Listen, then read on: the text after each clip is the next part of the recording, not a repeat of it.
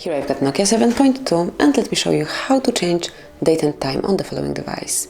So at first you have to open list of all apps, then find and select the settings. Now go to System and now select date and time. And here you can either pick automatic date and time or you can turn it off smoothly by tapping here. And now you can select date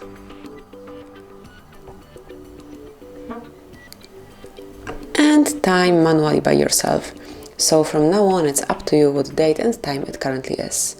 Then you can also change the format of your clock by tapping here. You can choose either 24-hour format clock or 12-hour format clock.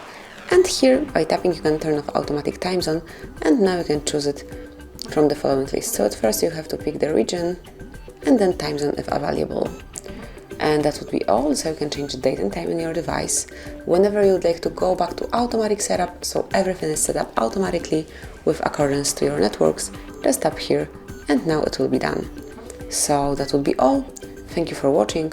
Please subscribe our channel and leave the thumbs up.